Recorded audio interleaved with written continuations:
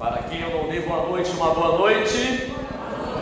Como é bom ver a igreja repleta de irmãos, de irmãs que vieram para juntos celebrarmos a Jesus, adorarmos a Jesus, e é bom demais. Mais um domingo, é um privilégio estarmos reunidos aqui.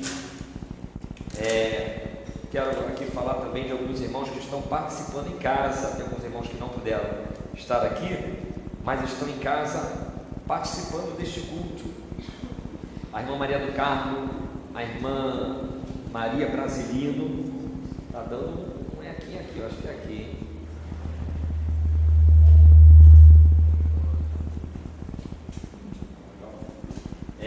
O irmão Jackson Lopes, faz oração pela família, a irmã Tati Ferraz, a irmã Geralda, o irmão Antônio, o seminarista José Emerson, vários irmãos aqui. Você que não estou vendo, é só você colocar um alô que vai aparecer. Bem, vamos abrir a Bíblia no livro de Gálatas, na epístola de Paulo, ou carta de Paulo aos Gálatas.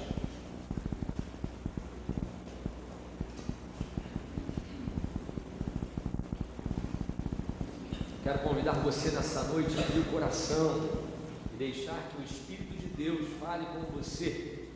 Vamos falar sobre a velha cruz de Cristo.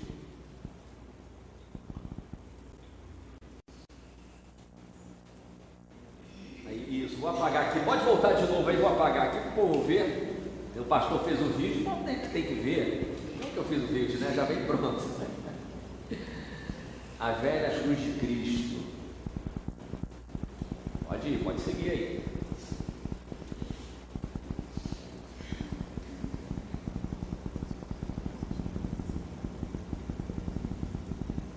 Gálatas 2:20. Quem achou Gálatas 2? Eu ia falar para alguém ler, viu? Eu queria que você participasse do culto, na leitura, mas vamos ler aí. Bota a partir do 19, Marcão, por favor. A partir do 19, pode baixar um pouquinho, está dando um eco aqui. Pois pela lei eu morri.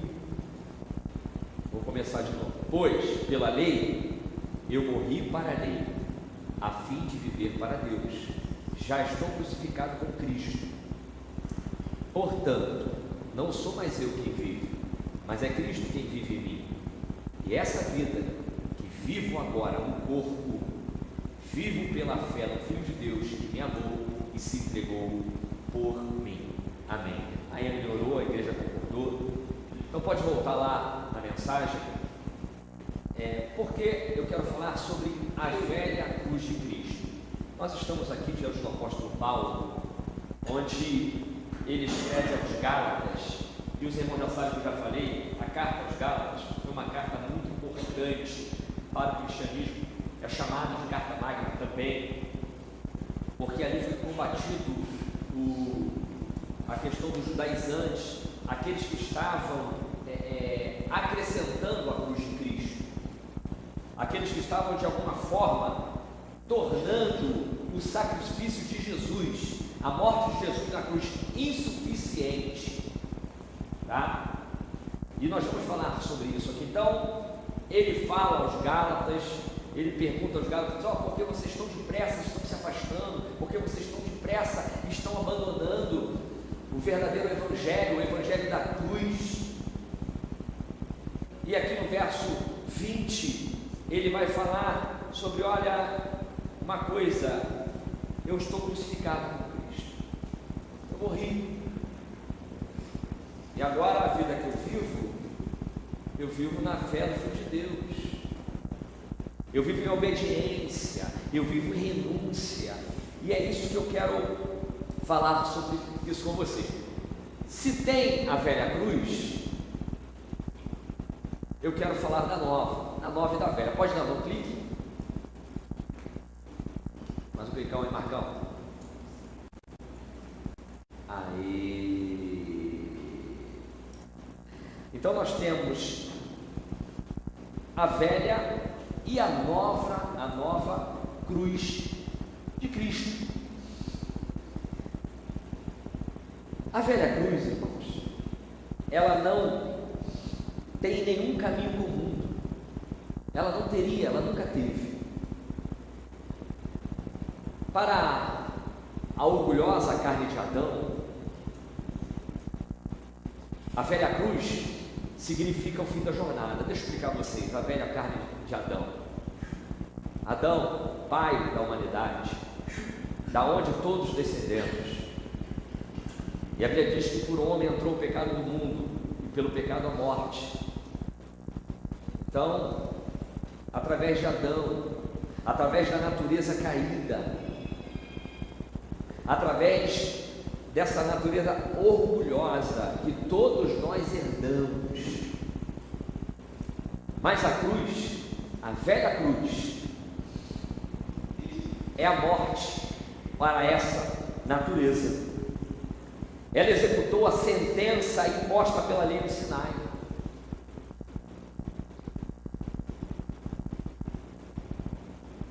A nova cruz, ao contrário da velha, eu coloquei ali um coelhinho de Páscoa, só para os irmãos entenderem que daqui a uns dias celebramos a Páscoa, uma data muito importante, onde celebramos a morte e a ressurreição de Cristo. A nova cruz, ela traz isso. Ela traz coelho, ela traz celebrações que nada mais são do que mera religiosidade. Isso faz parte da nova cruz, ela é florida. E a cruz, irmãos, desde a sua existência no Império Assírio, quando falo desde a sua existência, onde começaram as mortes por crucificação, ela sempre foi símbolo de morte. Ela sempre foi símbolo de morte. Nunca foi diferente. Só que hoje, essa nova cruz não tem nada a ver com morte.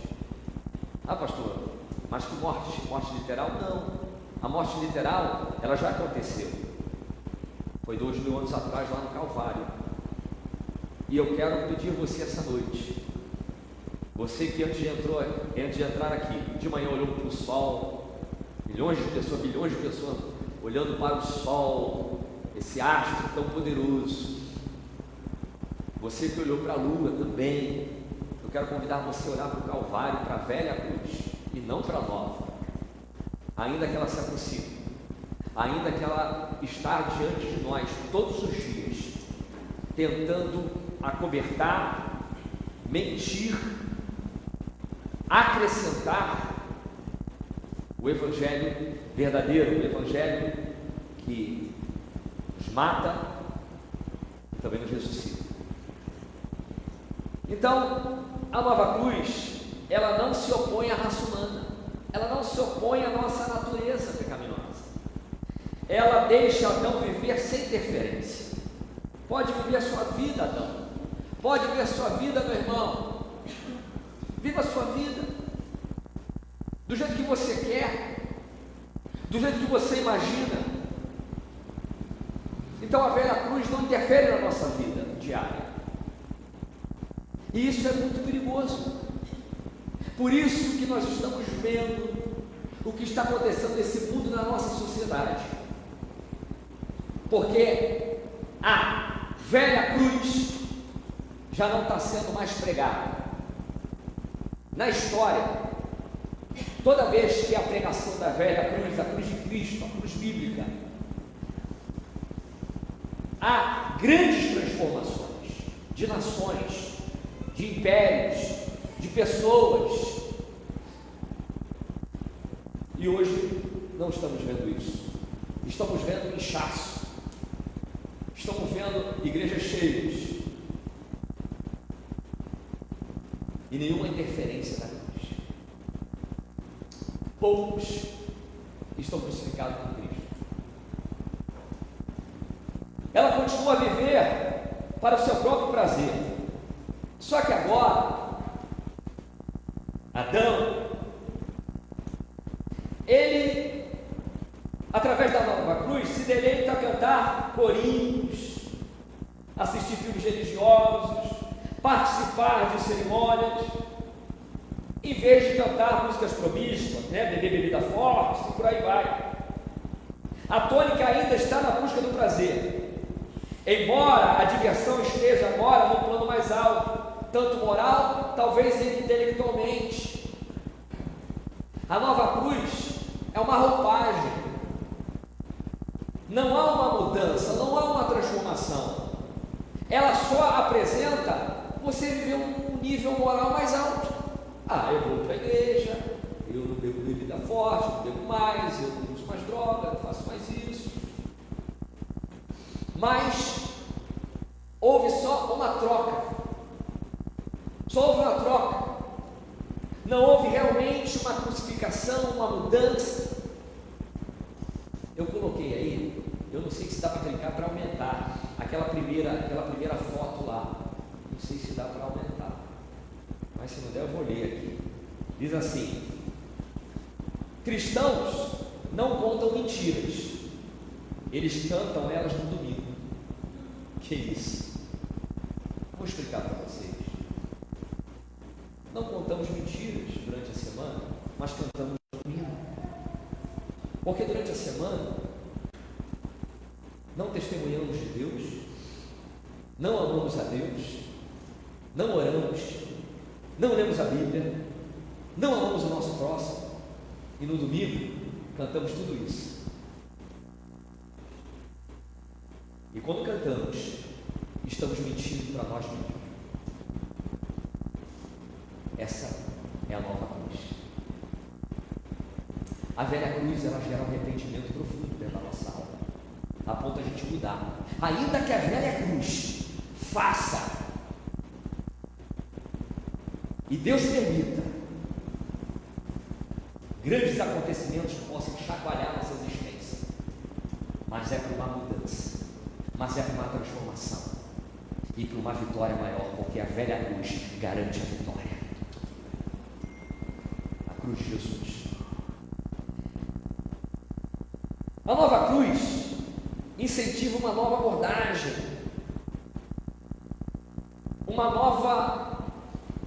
um novo momento de evangelismo. E o evangelista, o pregador, não exige abnegação da vida antiga, antes que uma nova vida possa ser recebida. Então a pregação não precisa você renunciar à vida antiga antes de receber a nova. Não precisa. Então pode voltar lá. Então a nova cruz está dizendo, não precisa de você morrer para receber uma nova vida. A Aline vai me ajudar aqui, não conta o nome do pregador, tá, minha esposa? Mas aquele pregador, tá, que é um meio coach, ele falou uma coisa sobre Deus, né? Que Deus vai me ouvir, Deus tem que fazer o que eu mando. Eu só vou dar o primeiro nome, ficou baixinho aí. O que ele falou? Você lembra? Você comentou comigo.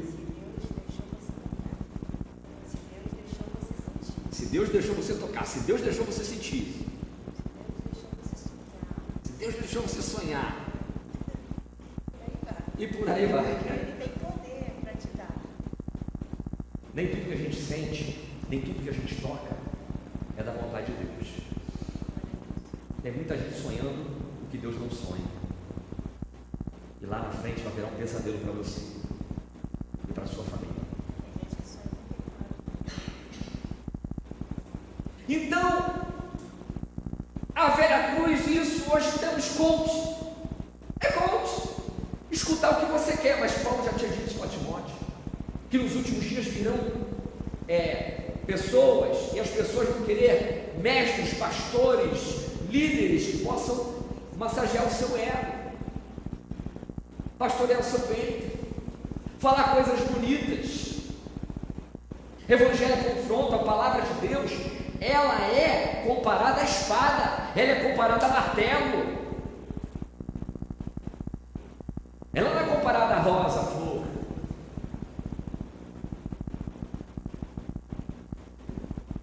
Lucas capítulo 9, 23 e 26, coloca aí por favor. A nova cruz diz lugar, mas olha a velha cruz. Olha o que Jesus disse. Olha o que Jesus disse sobre a velha cruz. Jesus dizia a todos: se alguém quiser vir após mim, negue-se a si mesmo, tome cada dia a sua cruz e siga-me. Mais um clique. Pois quem quiser preservar a sua vida, este a perderá, mas quem perder por amor de mim, este a preservará. Que adianta o homem ganhar o mundo inteiro e perder-se ou prejudicar a si mesmo?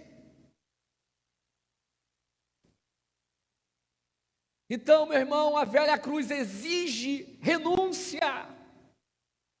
Para você receber uma nova vida, a velha tem que morrer. E ela só morre na cruz do Calvário, quando eu me arrependo dos meus pecados e me crucifico com Cristo. Já estou crucificado com Cristo. Essa velha natureza que cada vez mais tem levado o homem para a lama. A nova cruz não prega contrastes, mas semelhanças. Ela busca identificar o interesse público, mostrando que o cristianismo não faz exigências. Em vez disso, ela oferece o mesmo que o mundo oferece, simplesmente em um nível superior. Não há renúncia, não há transformação, não há cura. A nova cruz não crucifica o pecado. A nova cruz só redireciona ou dá uma nova roupagem. Esse é o problema da nova cruz. A nova cruz existe concessões para impurezas sexuais, sexual antes do casamento, para o divórcio, para a mentira, para a traição, para o roubo, a falta de temor, falta de integridade e santidade. Um pecadinho não tem problema. Então a nova cruz abre concessão aí.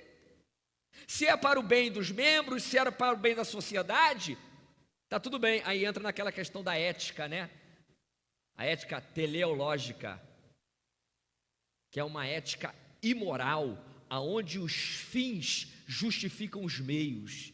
Para obter resultado, eu faço qualquer coisa. O resultado vai ser bom para mim, bom para você, bom para a tua família, bom para a sociedade, mas no final é morte. O que o provérbio diz? Que ao homem, Fala de novo.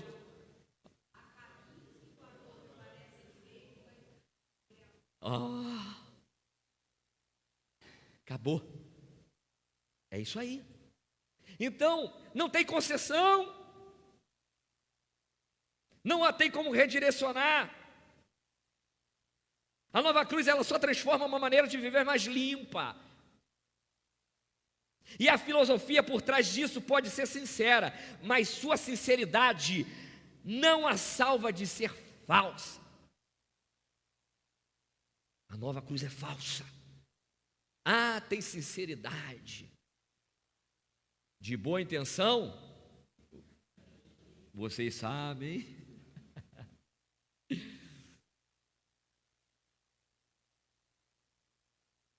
A velha cruz é um símbolo de morte, irmãos.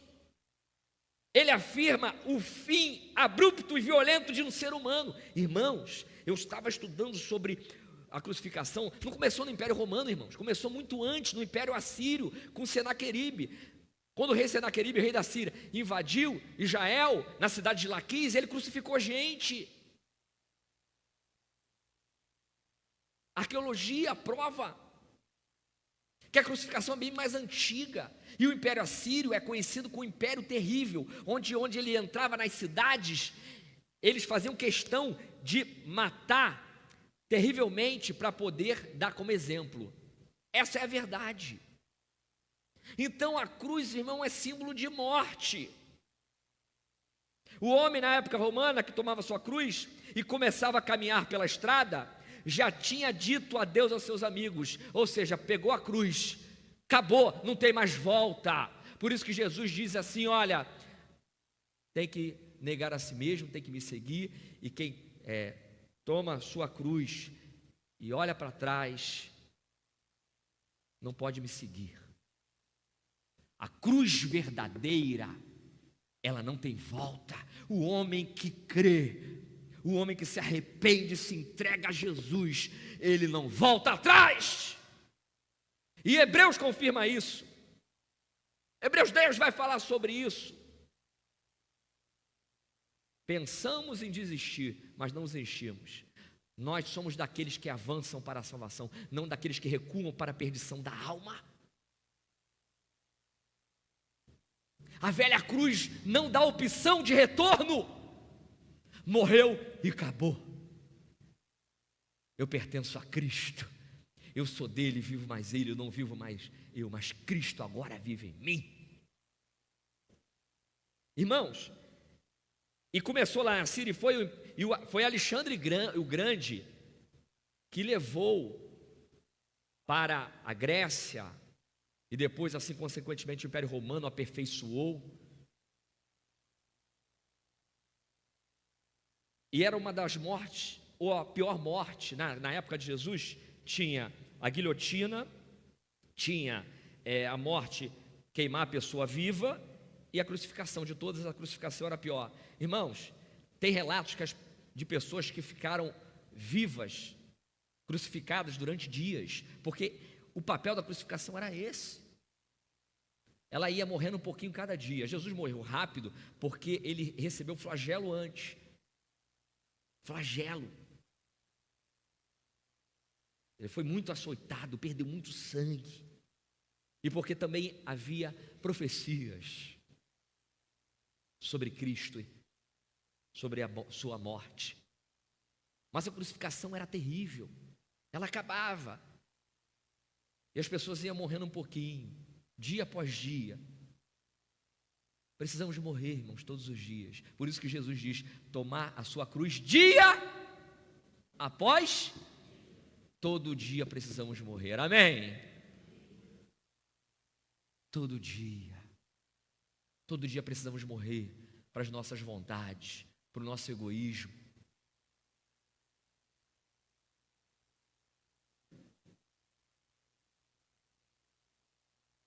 Ele não iria voltar e ele estava indo para o seu fim. A cruz não fez nenhum compromisso, a cruz não modificou nada, a cruz não poupou ninguém, ela matou todo homem completamente para sempre. A raça de Adão está sob a sentença de morte. Não existe comutação. O que é comutação? É deixar sem efeito uma punição para adotar outra mais benevolente. Não. A cruz de Cristo não tem comutação. Ah, pastor, tem que morrer para isso mesmo? Tem que deixar esse pecado? Tem! Não tem algo mais leve, não. Eu preciso morrer. Precisa, porque a Bíblia diz que se o grão de trigo não cair na terra e não morrer, ele vai ficar sozinho. Para ele viver, dar fruto, ele precisa cair na terra e morrer. Se você não morrer para você mesmo e para este mundo, você não vai frutificar. Pega aí, irmã Aline. A irmã Aline está trabalhando isso. Se você não morrer por esse mundo, se você não for crucificado, você não vai dar fruto, nem para a tua família, nem para a sociedade, nem para as pessoas que você ama, nem para a igreja de Deus. E Deus está te chamando. Vem, morre para você ressuscitar. Ressuscitar totalmente transformado, porque a morte na velha cruz, ela faz-nos ressurgir uma nova criatura. Se alguém está em Cristo, nova criatura é. As coisas velhas se passaram, eis que tudo se fez novo. Isso é a velha cruz. É uma mudança de coração, de pensamento, de atitude. Abandonem a cruz nova. Joguem fora a cruz nova. E abracem a nova cruz. A fé de Cristo não é paralela com o mundo, é cruza, não é horizontal. Ao chegar a Cristo não elevamos velha vida para um novo plano. Nós deixamos lá a cruz. João 12, 24, o trigo tem que cair no chão e morrer. A velha natureza, o velho homem tem que ser crucificado.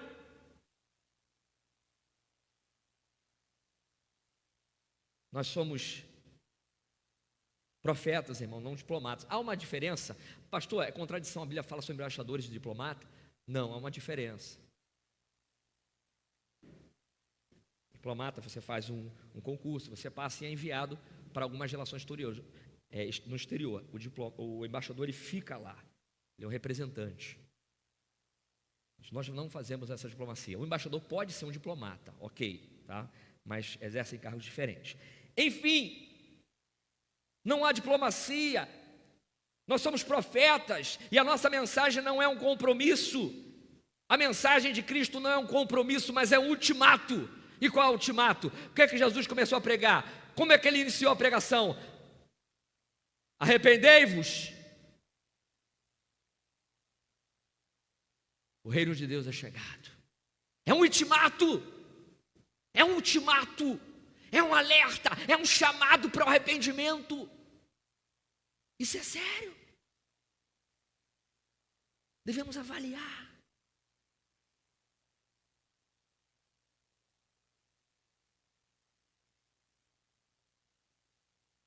Nós somos profetas de Deus. Deus não está oferecendo para ninguém uma vida velha melhorada. Deus está te oferecendo uma nova vida.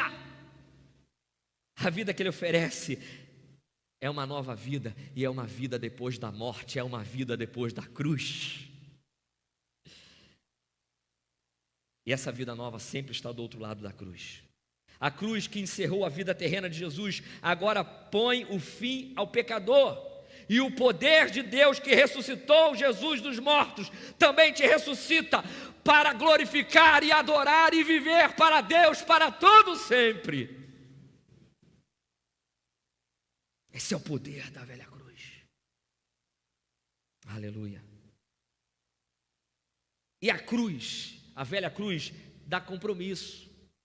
Volta lá, Marcão. Ela gera em nós compromisso.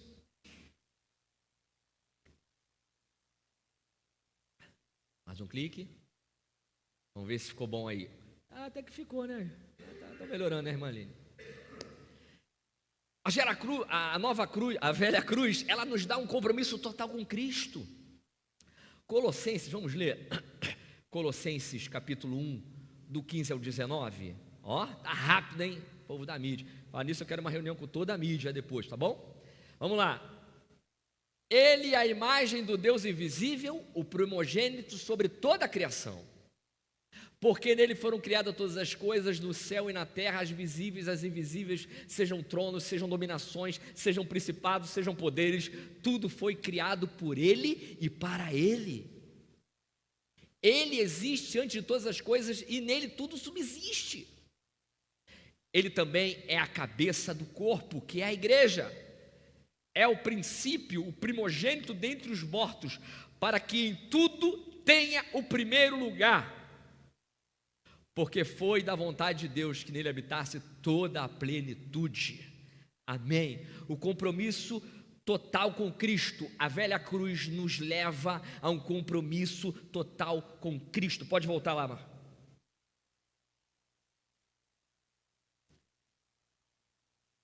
Cristo é o centro. Jesus é o centro. A igreja ela precisa ser cristocêntrica. Os antigos escritores costumam dizer que Cristo é para a igreja o que a alma é para o corpo. É aquilo que lhe dá a vida.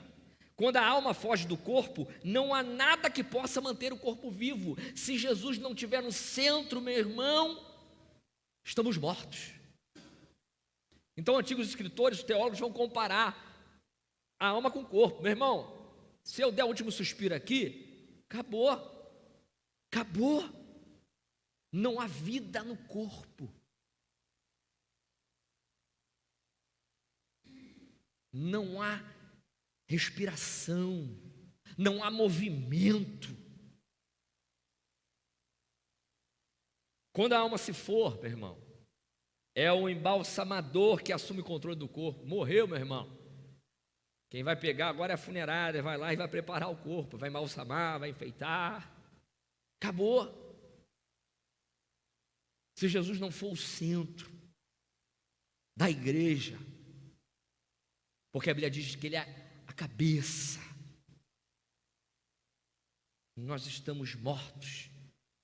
Se a cruz de Cristo, a velha cruz, não te levou a Jesus como centro, porque não foi a velha cruz. Na igreja de Cristo, qualquer igreja, em qualquer lugar, em qualquer denominação, enquanto Cristo estiver ali transmitindo vida, sendo a vida, você tem uma igreja, porque Cristo é o centro na sua igreja, na igreja dele. Mais um clique. Um compromisso total com Cristo, que a velha cruz nos leva. Jesus é o centro, e Ele também é o fundamento. Está lá. O que sustenta aquela casa está aqui embaixo. Jesus fala sobre isso no Evangelho. O homem que construiu sua casa na areia, seu castelo, né, a sua mansão, a sua casa, e veio a tempestade e derrubou. Mas o homem que construiu sobre a rocha, veio a tempestade, os rios se encheram, o vento bateu e a casa continuou lá, porque tinha fundamento. Cristo é o fundamento para a igreja. Ele está embaixo. Ele é o sustentador. Que legal, né? Ele é o cabeça e Ele é a fundação. Ele está em cima e Ele está embaixo.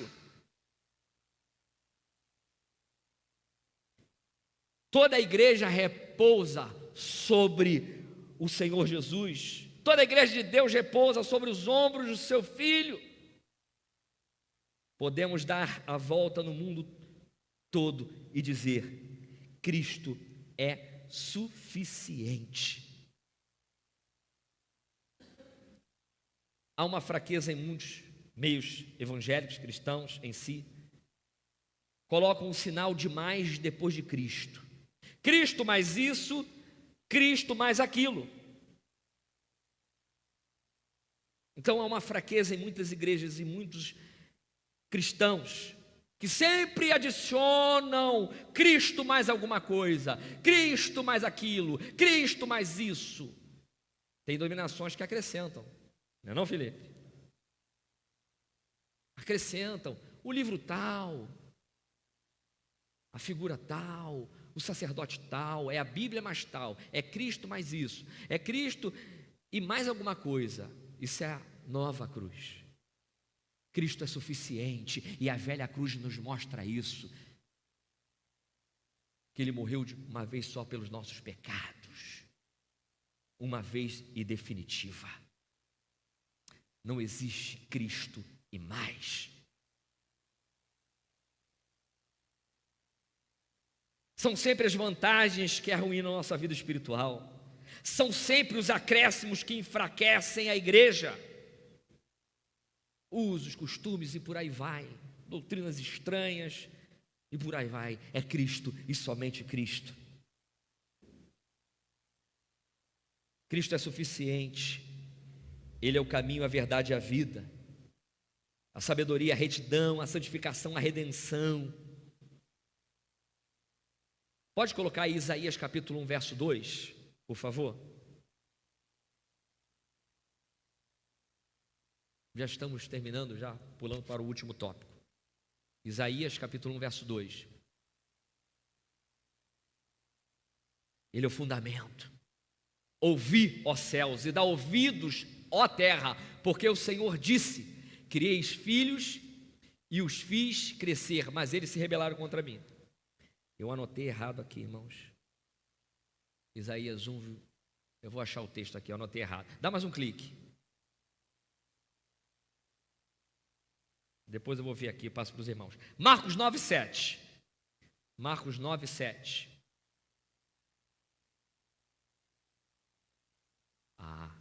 Agora sim. Nisso veio uma nuvem que os cobriu, e dela saiu uma voz que dizia: este é o meu filho amado, a ele Moisés e Elias. Moisés representando a lei e Elias os profetas. Vamos fazer uma cabana para Moisés e para Elias, Senhor, e vamos ficar aqui, está uma maravilha. Aí Deus Pai olha e fala: A lei e os profetas, tudo e todos apontaram para Ele.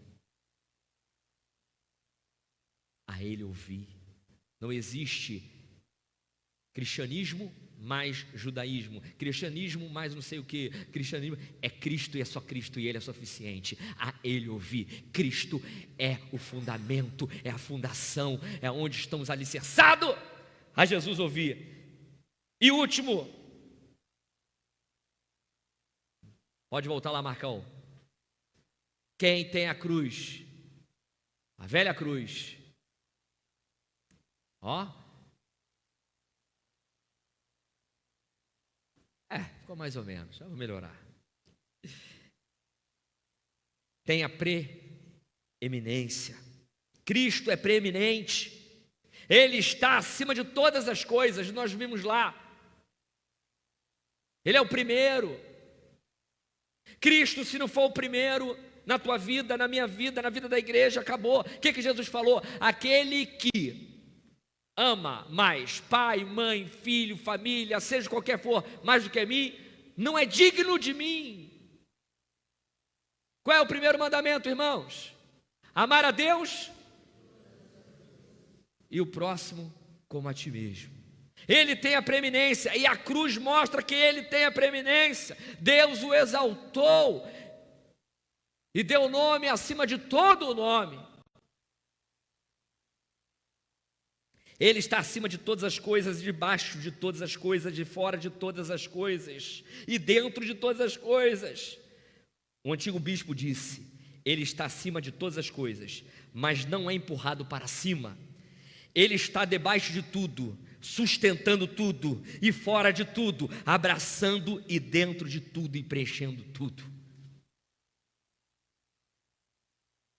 Agora a nossa reação com Ele é tudo que realmente importa. Uma verdadeira fé cristã é um compromisso com a pessoa de Jesus Cristo e com a sua cruz. A velha cruz de Cristo trouxe a salvação, trouxe vida nova, matou o velho homem. Se alguém está em Cristo, nova criatura é, as coisas já passaram, é tudo novo. Novidade de vida, mudança, metanoia. Você está indo numa direção e se arrepende e volta totalmente ao contrário, faz tudo diferente. Você morre para você mesmo, para que os outros possam viver. E se a gente não morrer, irmãos? Realmente, quem está à nossa volta não vai comer fruto, não vai viver. E às vezes a gente precisa morrer. E eu já vi muito pai, muita mãe morrendo pelos seus filhos e vice-versa. Quantas vezes mãe, quantas vezes pai, você teve que morrer, talvez por algum desejo seu, para que o seu filho fosse saciado, para que o seu filho tenha. Quantas vezes isso aconteceu na tua vida? Você teve que morrer para que a sua esposa vivesse, marido. E aí esse é o chamado de Deus para você, marido. Morra para que a mulher que Deus colocou na sua vida possa viver.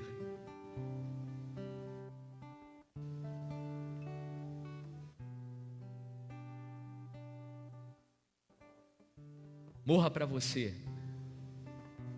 e você vai ser uma pessoa muito feliz, porque Cristo vai estar em você, e Cristo é suficiente, Ele preenche todas as coisas, e todas as coisas que você precisa Ele vai te dar. Feche seus olhos, vamos falar com Deus.